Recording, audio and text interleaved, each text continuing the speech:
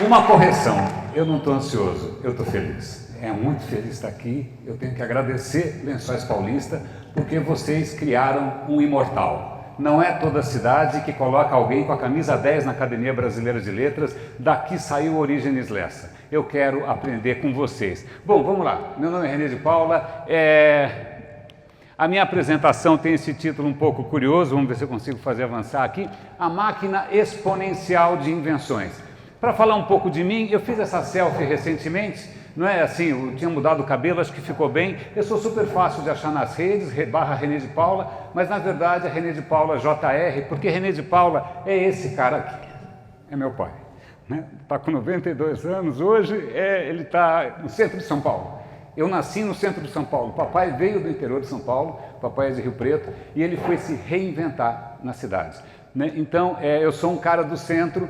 Eu cresci aqui, eu descobri recentemente que eu sou mais velho que o Edifício Itália, é um pouco deprê isso, mas eu estudei nessa escola, Caetano de Campos, eu estudei, tinha uma biblioteca pública maravilhosa, do lado tinha a Biblioteca Mário de Andrade, eu sou um cara do centro e talvez por isso eu goste muito de cidades, é sobre cidades que eu quero conversar, tá bom? Talvez por gostar tanto de cidades, quando eu vou passear, eu não vou pescar. Eu não vou para o campo, eu vou para outras cidades ainda mais movimentadas do que a cidade em que eu cresci. Aqui está Nova York, eu adoro andar em Nova York, a gente acabou de voltar de lá. Você anda nas ruas, você encontra todos os sotaques, todas as vozes, todas as nacionalidades. A menos que de repente você ache que o futuro é o da Apple e esse é o futuro para você, desculpa, a gente discorda imensamente. Mas já que a gente está falando aqui de futuro, eu vou apresentar para vocês um futurista. Eu trouxe ele aqui. Tá bom? Esse é o autêntico futurista. Esse cara eu acabei de visitar agora no museu. Ele se chama o Homo Futurista, o Homem Futurista, que é uma escultura de um italiano chamado Boccioni. Boccioni é um dos pais do modernismo italiano. Eu fiz uma selfie com meu grande amigo, eu tenho ele aqui. Futurismo, certo? Quem lembra do futuro? Quando surgiu o futurismo? O futurismo nasce no começo do século passado pelo entusiasmo com a máquina.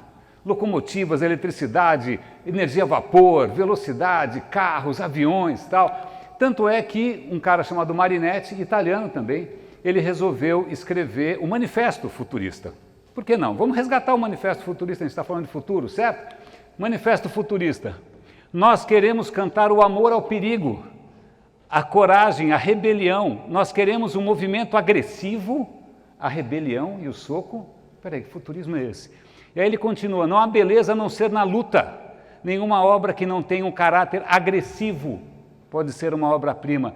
Nós queremos glorificar a guerra. Cara, que manifesto é esse? Vai piorar. A única higiene do mundo, o militarismo, o desprezo pela mulher. Alguém gostou do desprezo pela mulher aqui ou não?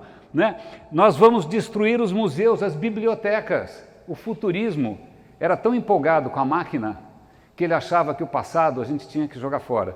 Bom, o que deu o futurismo? Fascismo italiano, aliás, essa foto é minha, no centro de São Paulo, infelizmente tem essa cara, e também deu, obviamente, na Segunda Guerra Mundial. O autor, Boccioni, empolgadíssimo com as glórias da guerra, morreu, morreu, adivinha como, na guerra. Então, desculpa, esse futurismo deu ruim, esse cara aqui é tudo que eu não quero ser. Mas vamos falar aqui de um futurismo do bem? Quem topa falar de um futuro do bem? O que é um futuro do bem? Vamos imaginar, aqui também são fotos de viagem, a gente viajou recentemente para uma cidade maravilhosa que é Atenas, vocês já reconheceram ali o Partenon. Caso vocês tenham interesse pela filosofia, vocês podem, sei lá, ir procurar a Ágora, que é onde circulavam os filósofos, está lá onde andou Sócrates, onde andou todo mundo, e você estivesse lá andando, olha, eu queria que, sei lá, Lençóis Paulista fosse uma cidade do futuro. Aí o Sócrates, que normalmente estava pelado, você ia ser também interpelado, ia perguntar, mas espera, futuro bom? Eu quero um futuro bom para Lençóis Paulista. E ele ia perguntar, defina bom. Por que Sócrates, como muitos filósofos da época, queriam chegar numa essência do que é o bom? Um bem universal, um bem para todo mundo, um bem que valesse para todo mundo. E aí um dia ele estava enchendo o saco de todo mundo, porque o cara era meio chato, e ele cruzou um sofista. Sofista era, sei lá, um influencer da época, vamos chamar assim, era um cara que ensinava retórica e tal. Aí ele perguntou para o sofista, defina bom. E o sofista falou, bom para quem? Que é a melhor resposta possível, porque não existe uma resposta única. O que é bom para Lençóis Paulista não é bom para outras cidades. Vocês querem o quê? Ser Dubai, Miami, Amsterdã, Nova York? O que é uma cidade boa? Para onde vocês querem chegar? Então é essa conscientização que eu quero trazer, porque cidades, elas têm um potencial absolutamente incrível. Vamos primeiro aqui, fotos de viagem, tá bom? Que cidade é essa? Fácil reconhecer, São Francisco. Cidade fascinante, certo? Magnífica, super rica, berço do Vale do Silício, da internet e tal. 100 anos atrás, um incêndio tinha aniquilado São Francisco, aniquilado. A cidade voltou. Como é que a cidade volta depois de uma coisa dessas? Né? Gozado? Outra cidade espetacular, Berlim. Eu estive lá recentemente também, fiz essas fotos. Linda Berlim. 363 raids aéreos, 67 mil toneladas de bomba tornaram Berlim um escombro. E Berlim hoje é linda. Bom, aqui eu não preciso falar, aqui foi uma bomba só, né? Aqui foi uma bomba só, 100 mil pessoas morrem.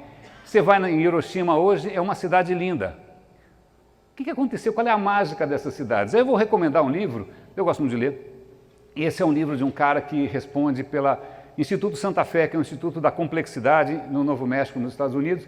Ele tem um livro chamado Escala, que tem um título muito gozado, né? As leis universais da vida, do crescimento e da morte nos organismos, porque tudo morre, né? Cidades e empresas. Pô, o cara misturou tudo num título só. Mas ele fala uma coisa interessante, tudo morre, empresas morrem, né? A Apple um dia vai, né? Nokia, sei lá. Mas cidades ressurgem. Por que cidades ressurgem? Por que cidades podem ser tão imortais quanto Orígenes Lessa, né? Como é que uma cidade ressurge?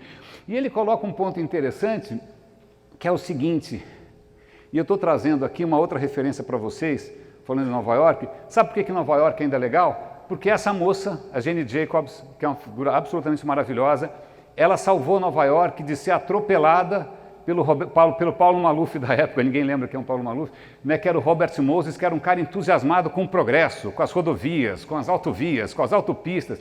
Tinha aquelas vizinhanças super legais, onde todo mundo se conhece, e falou, meu, esquece, tira esse negócio daí, tira a pobre de lá, vamos transformar tudo numa Faria Lima, vai ser sensacional.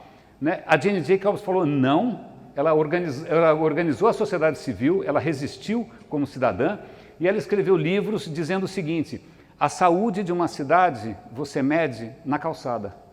Quando você anda pela calçada, tranquilo, e você cruza olhares familiares, você sabe o nome do dono da banca, o nome do dono da minha banca é Oswaldo, que está há 32 anos no mesmo lugar, está com um aparelho de audição, eu sei o nome da caixa da padaria, que é Letícia, Janaína me atende no balcão.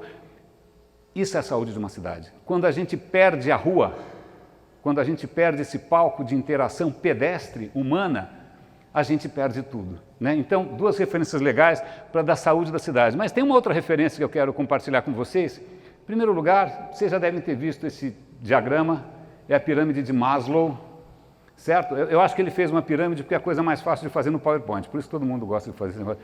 E isso é aquela coisa, qual é a necessidade mais básica? É a biológica, aí vai até a autoestima, certo? Não. O trabalho dele não tem fundamento, ele não foi a campo, ele não viajou, ele não é um antropólogo. Ele fez isso do sofá. Ele pensou isso como um homem branco educado, né, no mundo civilizado. Por quê? E essa é uma proposta que está na revista Forbes ali, a gente tem que refazer essa pirâmide, porque essa pirâmide é individualista. O centro da felicidade humana são as conexões. Nós somos criaturas conectadas não à internet, não ao TikTok, não ao Tinder, né? Mas conectados uns aos outros. E a gente está perdendo isso, vocês viram o brinquedinho da Apple, certo? Aquilo é uma máquina de solidão. E aí eu vou agora, outro paga-pau aqui para outra estátua, né? Esse, um dos meus grandes ídolos, o Darwin, fiz uma selfie, claro, está no Museu Britânico. Por que eu estou trazendo o Darwin aqui? Porque para entender a gente tem que entender de onde a gente veio, daqui. Esse é um primo nosso, quando eu estou triste, eu olho essa foto e eu fico feliz. Né? Ele fez uma selfie, aliás, a coisa é tão engraçada que o fotógrafo quis os direitos autorais e negaram. Falou, não, foi o macaco que bateu, a foto não é sua. Né? Então pronto, a foto é do nosso amigo aqui. Mas veja, eu preciso explicar o que está acontecendo nessas imagens? Preciso explicar que ali tem alguém te convidando? Preciso explicar que ali tem alguém que está amuado? Preciso explicar que ali tem um adolescente desafiando o pai? Que ali tem dois melhores amigos para sempre? Que tem uma mãe? Que tem amigos compartilhando uma descoberta? Não, porque nós somos animais sociais desde esse tempo. Essa é a nossa verdadeira natureza. A gente chegou aqui porque a gente descobriu como colaborar. A gente descobriu, não pela razão individual, pelo indivíduo. Não, foi como colaborar, como convencer, como trabalhar junto. E a gente está perdendo isso, certo? Esse cara é uma referência bacana, o Edmund Wilson, que ele fala o seguinte: o verdadeiro problema da humanidade é o seguinte: nós continuamos sendo criaturas paleolíticas. Com instituições medievais, infelizmente, as coisas são um pouco lentas, e com uma tecnologia que é praticamente divina. Mas nós, no fundo, continuamos sendo as mesmas criaturas de sempre.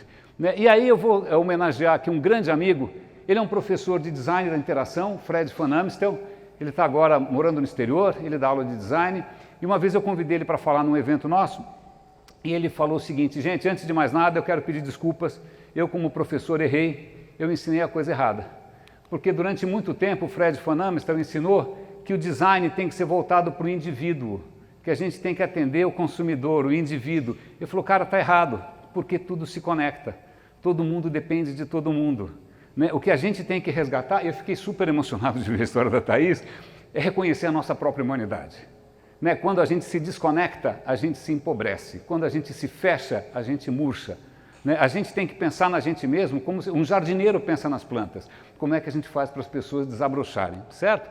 Então, eu tenho uma dica que vale tanto para o mundo corporativo quanto para o mundo urbano. Minha mulher sempre trabalhou com urbanismo na cidade de São Paulo, é um tema muito presente lá em casa.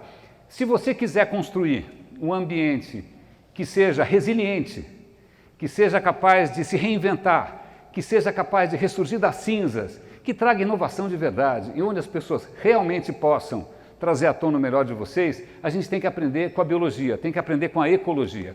Então, quais são os conceitos chaves? Diversidade. Diversidade. Eu cresci no centro de São Paulo, cercado de árabes, judeus, negros, nordestinos, japoneses, coreanos. Diversidade. Tanto faz de onde você vem. A gente não pode perder isso. Eu moro numa cidade em que as comunidades que lá fora se trucidam estão convivendo em paz no Bom Retiro. Na liberdade. Então, a diversidade é absolutamente fundamental, diversidade de gênero, de idade, de tudo. Senão a gente contrata todo mundo igual a gente e adivinha o que acontece. De novo, conexão, interdependência. A gente tem que voltar a aprender a depender uns dos outros. Isso implica confiança. Veja, sociedades onde não tem confiança, onde as pessoas não podem depender umas das outras, porque é briga de foice, a energia que se gasta é gigante e você não vai para lugar nenhum. E por último, a questão da adaptabilidade. Vai todo mundo ficar preso a algum plano velho? Vai ficar todo mundo preso a algum livro antigo? Não, o mundo muda. A evolução biológica funciona assim, certo?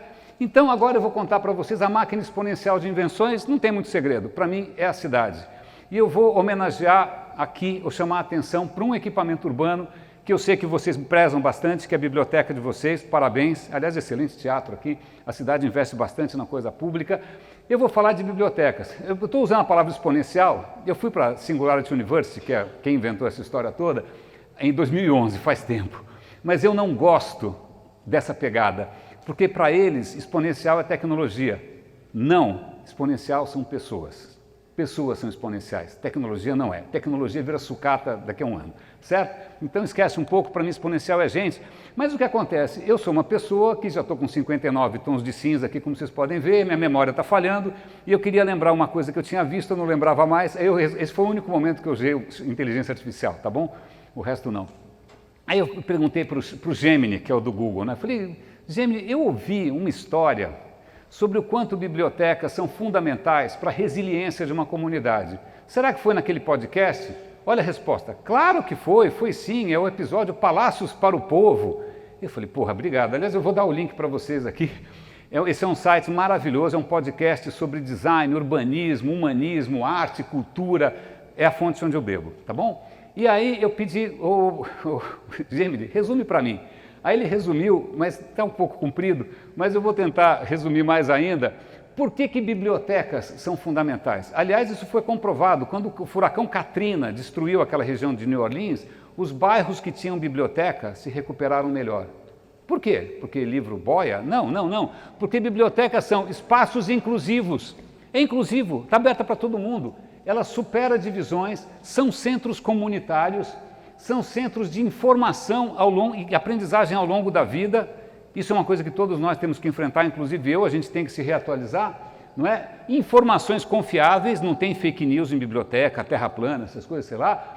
Alfabetização digital para idosos e para gente de classes mais desfavorecidas, isso é fundamental, você pode usar a biblioteca para isso.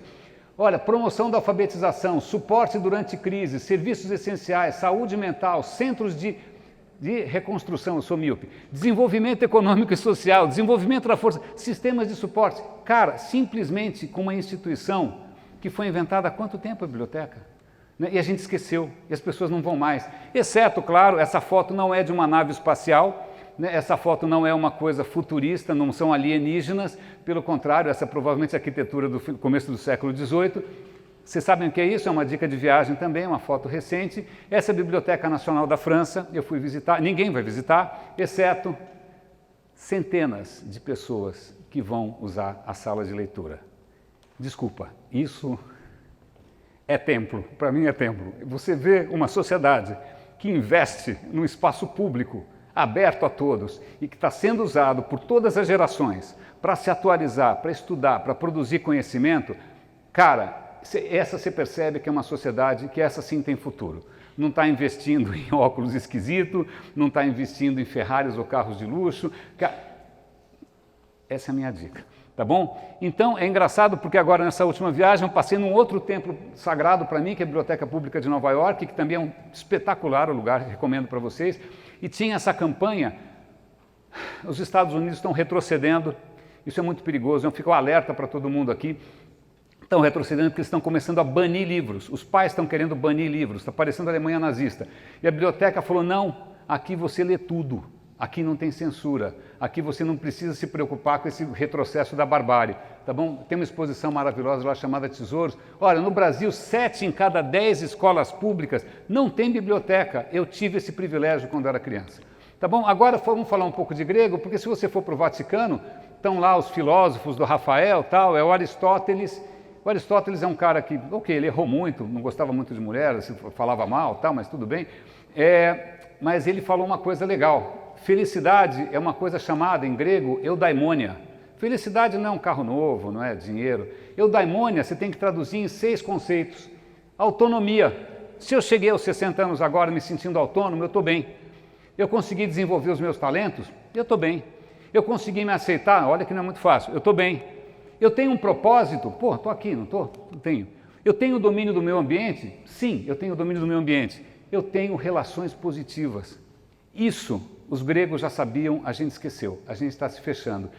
E um sinônimo para isso, meus caros, é florescer.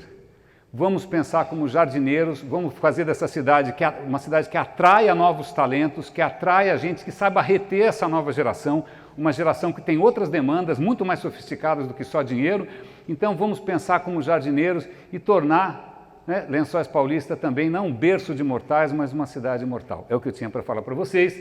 Esse sou eu numa selfie, é também recente, muito boa. Eu sou super fácil de achar, mas se vocês forem seguir alguém nas redes sociais, sigam esse cara, Edu Lyra, Gerando Falcões. Esquece o Elon Musk, né? O Elon Musk é uma tolice. O Edu Lyra quer acabar com as favelas no Brasil inteiro. Sigam, esse cara tem muito mais a falar do que eu. Meus caros, é isso. Muito obrigado.